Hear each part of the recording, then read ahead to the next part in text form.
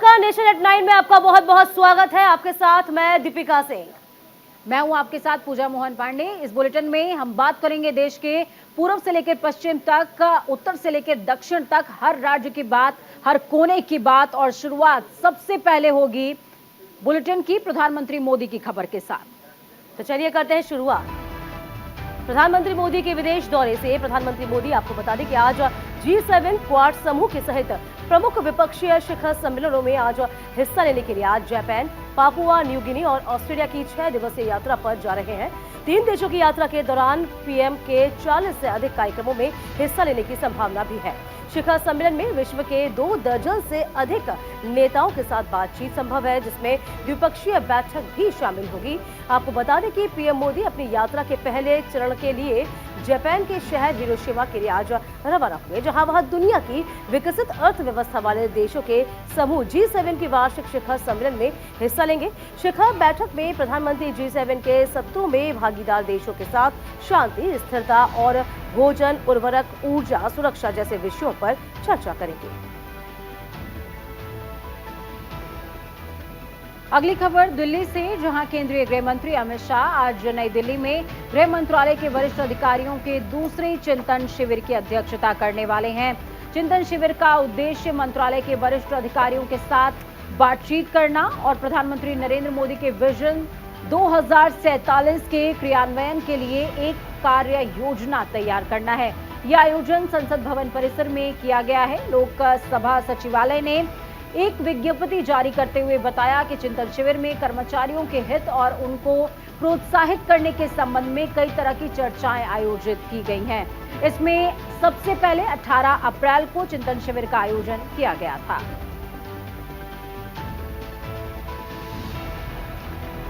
चलिए खबरों में अब रुख करेंगे दिल्ली की ओर, जहां प्रधानमंत्री मोदी 28 मई को नए संसद भवन का उद्घाटन करेंगे। लोकसभा सचिवालय के मुताबिक स्पीकर ओम बिरला ने गुरुवार को पीएम मोदी से मुलाकात की और उन्हें संसद भवन के उद्घाटन के लिए आमंत्रित किया है। आपको ये भी बता दें, लोकसभा और राज्यसभा ने 5 अगस्त 2019 को सरकार से संसद के नए भवन के निर्माण के लिए आग्रह किया था। इसके बाद 10 दिसंबर 2020 को प्रधानमंत्री मोदी की ओर से संसद के नए भवन का शिलान्यास किया गया था। अब नए संसद भवन का काम रिकॉर्ड समय में पूरा हो गया है। नया भवन आत्मनिर्भर भारत का शानदार नमूना है। उम्मीद है कि जुलाई के तीसरे हफ्ते में शुरू होने वाले संसद के मॉनसून सत्र की कार्यवाही नए भवन से ही शुरू हो जाएगी। हालांकि इस बारे में अभी तक कोई आधिकारिक जानकारी नहीं है।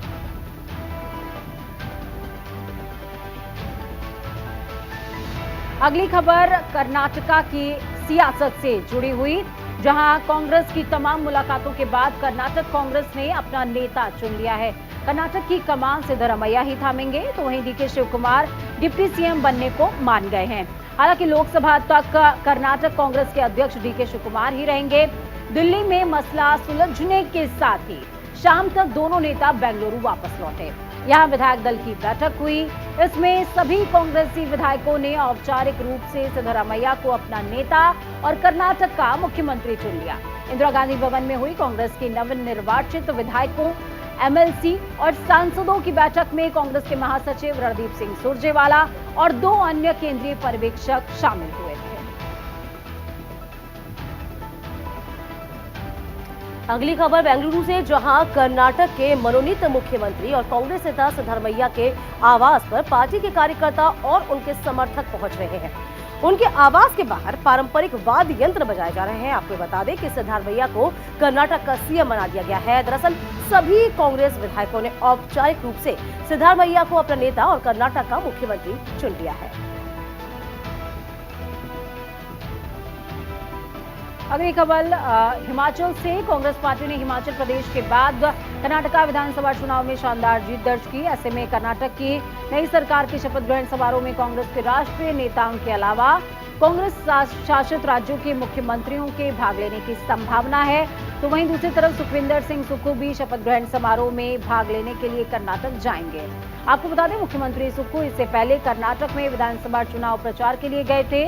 उन्होंने हुबली सहित कई अन्य स्थानों पर चुनावी जनसभाओं को संबोधित किया था।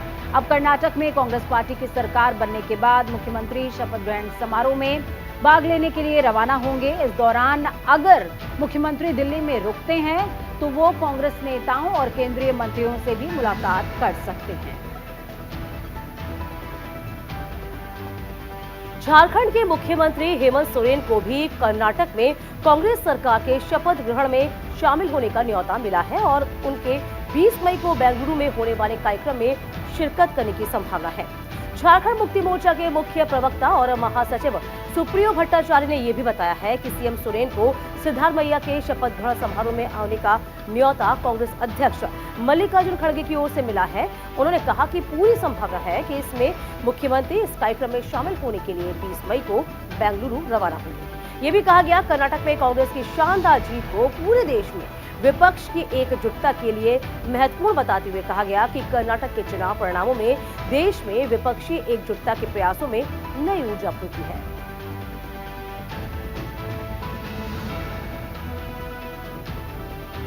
खबरों में अब बात करेंगे राजधानी दिल्ली की। सुप्रीम कोर्ट में 2 नए जज आज शपथ लेने वाले हैं। आंध्र प्रदेश हाई कोर्ट के चीफ जस्टिस प्रशांत कुमार मिश्रा और वरिष्ठ वकील केवी विश्वनाथन सुप्रीम कोर्ट के जज के तौर पर शपथ लेंगे।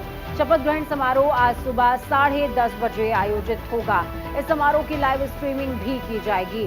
केवी विश्वनाथन अगस्त 2030 में देश के मुख्य न्यायाधीश बनेंगे और 9 महीने से ज्यादा यानी कि 24 मई 2031 तक सुप्रीम कोर्ट का नेतृत्व करने वाले हैं। वो बार एसोसिएशन से सीधे चीफ जस्टिस ऑफ इंडिया बनने वाले चौथे जज होंगे।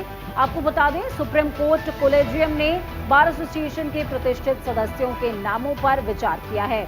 उनकी राय में सीनियर एडवोकेट केवी विश्वनाथन सुप्रीम कोर्ट के जज के तौर पर नियुक्त होने के लिए पूरी तरीके से उपयुक्त हैं। उनकी नियुक्ति सुप्रीम कोर्ट की संरचना में बार के प्रतिनिधित्व को बढ़ाएगी।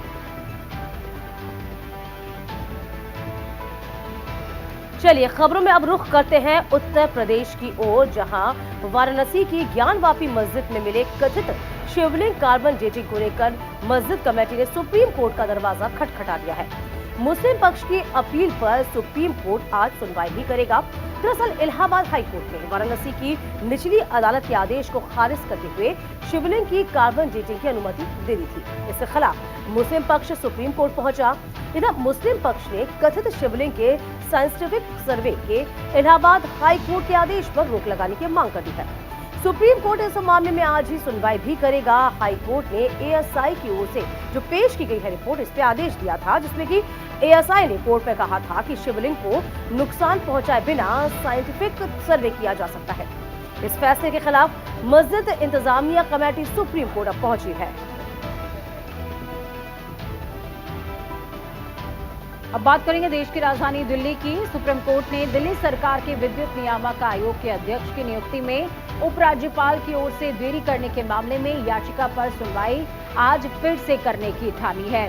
वहीं इस याचिका पर सुप्रीम कोर्ट में उपराज्यपाल की ओर से वरिष्ठ अधिवक्ता मुकुल रोहतगी ने अदालत के समक्ष पक्ष रखते हुए मुख्य न्यायाधीश डीवाई चंद्रचूड़ और न्यायमूर्ति पीएस नरसिम्हा जेवी पाद्रीवाला की पीठ से वक्त मांगा था।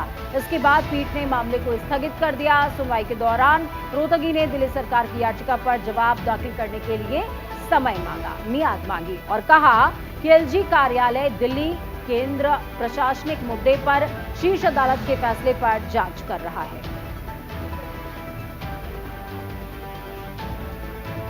चलिए खबरों में आगे बढ़ते हुए बात होगी बिहार की, जहां सीएम नीतीश कुमार आज दरभंगा में जल संसाधन विभाग सहित कई विकास योजनाओं का लोकार्पण करेंगे। जल संसाधन मंत्री संजय झा ने इस संबंध में जानकारी भी साझा की। उन्होंने बताया कि सीएम के द्वारा रिंग बांध का लोकार्पण किया जाएगा, जिससे कि दरभंगा एयरपोर्ट में बाढ़ का पानी न घुस पाएगा। आपको ये भी बता दें कि दरभंगा एयरपोर्ट के चारों तरफ दरभंगा महाराज के समय बने 11.84 किलोमीटर लंबी रिंग बांध के पुनर्स्थापन और पीसीसी सड़क के कार्य को पूरा कर लिया गया है। इधर सड़क बन जाने से अब चारों तरफ निरीक्षण की सुविधा रहेगी। बांध पर पीसीसी सड़क बनने से दरभंगा एयरपोर्ट के चारों तरफ गश्ती कर रहे इसे सुरक्षित करने को मदद मिलेगी। बात मिथिला आर्ट वर्क की जाए तो उसकी स्थापना से दरभंगा एयरपोर्ट पहुंचने वाले देशी विदेशी यात्री मिथिला चित्रकला से रूबरू हो सकेंगे।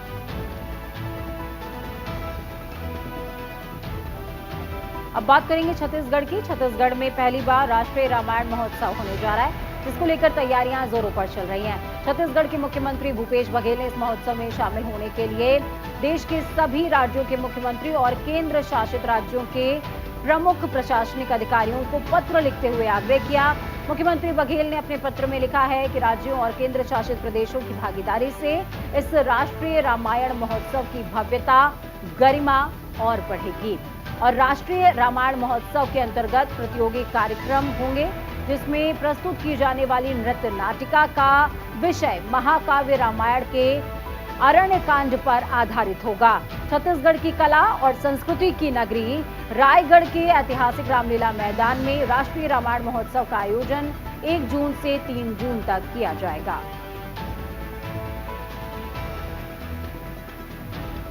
अब बात ओडिशा की, जहां प्रधानमंत्री मोदी ने ओडिशा के पुरी में देश की 17वीं और राज्य की पहली वंदे भारत एक्सप्रेस ट्रेन को वर्चुअली हरी झंडी दिखाकर रवाना किया है।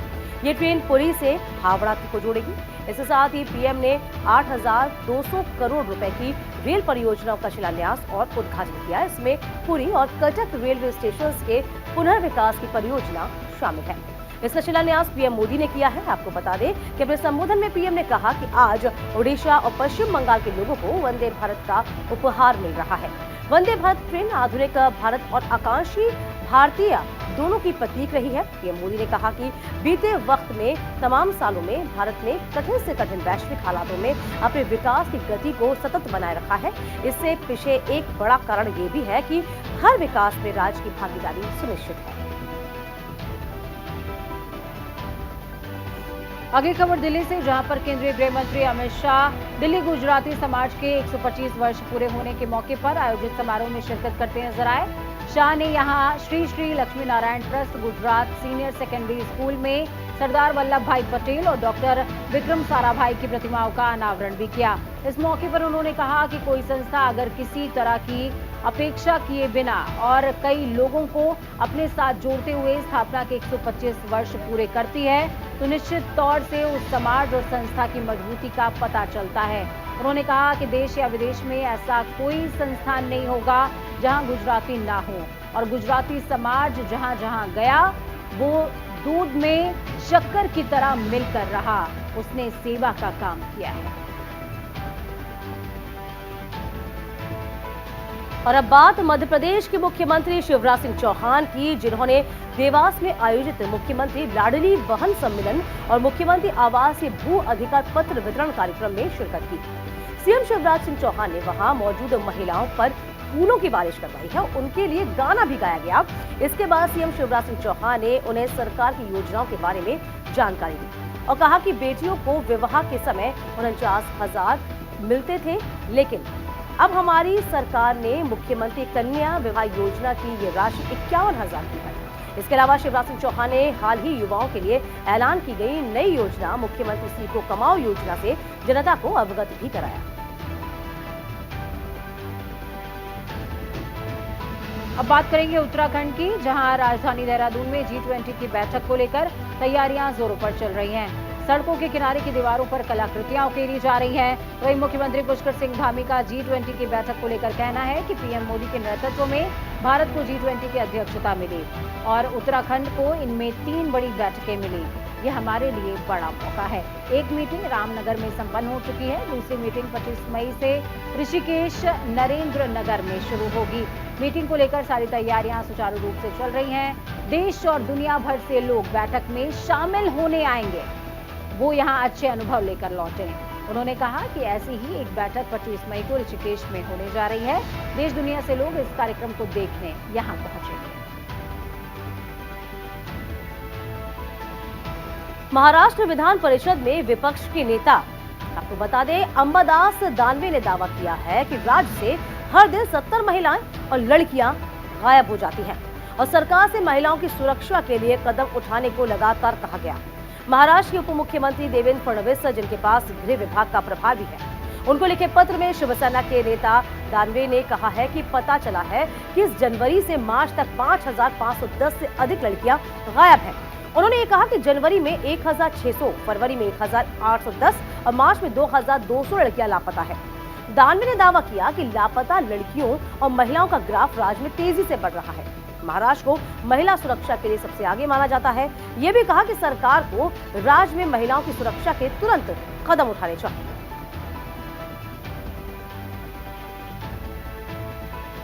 अब बात पंजाब के मुख्यमंत्री भगवंत सिंह मान की करेंगे। चंडीगढ़ में Punjab police bureau of investigation के सिविलियन सपोर्ट स्टाफ के नवनियुक्त कर्मचारियों को नियुक्ति पत्र दिए गए। इस मौके पर पंजाब डीजीपी गौरव यादव समेत पुलिस विभाग के उच्च अधिकारी और अधिकारी मौजूद रहे।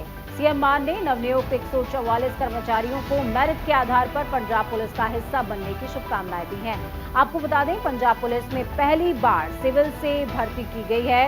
इस मौके पर सीएम मान ने कहा कि वर्तमान समय की ये मांग है, अपडेट रहने पर ही गैर सामाजिक तत्वों का मुकाबला किया जा सकता है। उन्होंने आगे कहा, पंजाब पुलिस देश भर में नंबर 1 स्थान पर आती है। ये तभी संभव है जब पुलिस को सही जानकारी, सही गाइडेंस और अपडेट टेक्नोलॉजी की मदद मिले। खबर बिहार से है, जहां केंद्रीय गृह मंत्री गिरिराज सिंह ने आपको बता दें, जातीय जनगणना को लेकर नीतीश सरकार पर जमकर निशाना साधा। उन्होंने कहा कि जातीय जनगणना से मुझे कोई परहेज नहीं, मैं कोर्ट की बातों पर कोई टिप्पणी नहीं करता, लेकिन इतना निवेदन जरूर करेंगे कि आने वाले चुनाव में नीतीश कुमार और लालू प्रसाद यादव से अपने शासनकाल का एक श्वेत पत्र जारी करें, जिससे कि दलितों को ब्लॉक वाइज, पंचायत वाइज कितनी नौकरियां दी गई है इसका पता चल सके। वहीं इस मामले को लेकर बिहार के पूर्व उप मुख्यमंत्री और राज्यसभा सदस्य सुशील कुमार मोदी ने सीएम नीतीश कुमार पर निशाना साधा। उन्होंने कहा कि मुख्यमंत्री को जातिगत गणना पर अकेले श्रेय लेने की कोशिश महंगी पड़ी है।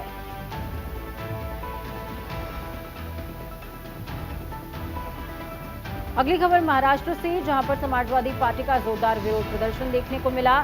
समाजवादी पार्टी के प्रदेश अध्यक्ष अबू आसिम आजमी के नेतृत्व में राज्य के संभाजी नगर और नागपुर में हज यात्रियों से ज्यादा फीस लिए जाने के विरोध में हज हाउस पर आंदोलन किया गया। इस दौरान अबू आजमी ने बढ़ाई गई फीस को माफ करने की मांग की और हज प्रक्रिया में पारदर्शिता के लिए हज कमेटी के सीईओ याकूब शेखा को ज्ञापन सौंपा। उन्होंने कहा कि हज यात्रियों के साथ अन्याय असहनीय है, इसलिए औरंगाबाद और नागपुर से जाने वाले हज यात्रियों पर अतिरिक्त शुल्क तुरंत हटा दिया जाए। इस अतिरिक्त बोझ की वजह से हज यात्रियों के लिए अनावश्यक पीड़ा का वो कारण बन रही है और हज यात्रा भी महंगी हो गई है। यह अतिरिक्त शुल्क की मांग अस्वीकार्य है।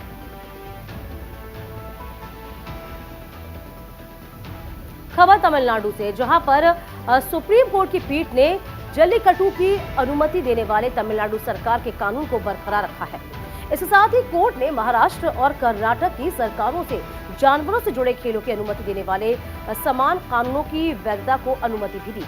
कोर्ट ने कहा कि जल्लीकट्टू और बैलगाड़ी दौड़ के सभी कानून वैध है। हालांकि कोर्ट ने पशुओं की सुरक्षा को लेकर भी निर्देश दिए हैं। पीठ ने तमिलनाडु, महाराष्ट्र सरकार के कानूनों को चुनौती देने वाली याचिकाओं पर सुनवाई करते हुए कहा है कि जल्लीकट्टू पिछले कुछ सदियों से चलता चला रहा है। कड़ाई से देखते हुए कानून राष्ट्रपति के सहमति प्राप्त करने के बाद ही इसमें हस्तक्षेप नहीं किया जा सकता। ये कहते हुए पीठ ने राज्यों के कानूनों की वैधता को चुनौती देने वाली तमाम दलीलों को खारिज भी किया। पीठ ने निर्देश दिया कि सभी कानूनों को सख्ती से लागू किया जाए।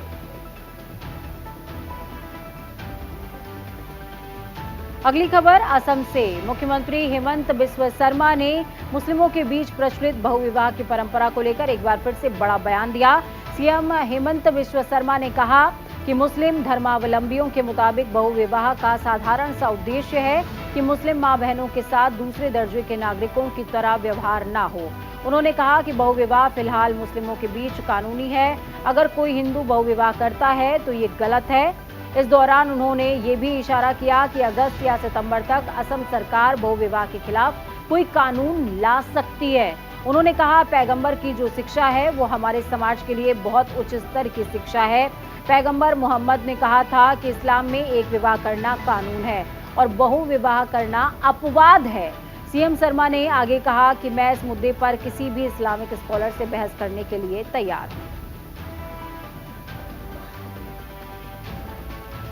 अगली खबर पुडुचेरी से, जहां पर राज्य भर के विश्वविद्यालयों में संस्थानों में गैर नीट स्नातक पाठ्यक्रमों के लिए छात्रों का प्रवेश सेंटेक के माध्यम से किया जाएगा और गैर नीट यूजी प्रोफेशनल पाठ्यक्रमों के प्रवेश के लिए पंजीकरण प्रक्रिया शुरू भी हो चुकी है।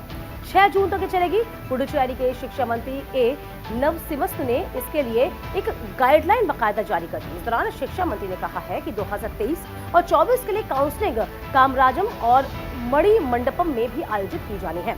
समिति ने हाल ही में कहा कि मणि मंडपम में अपना कार्यालय भी खोला है। आपको बता दें कि सेंटेक के माध्यम से कुल 10,898 सीटों के लिए प्रवेश दिया जाएगा, जिसमें यूजी नीट पाठ्यक्रमों के लिए कुल सीटों की जो संख्या होगी 917, यूजी गैर नीट प्रोफेशनल पाठ्यक्रमों के लिए 5,269 और यूजी कला और विज्ञान पाठ्यक्रमों के लिए 4,320 सीटें शामिल हैं।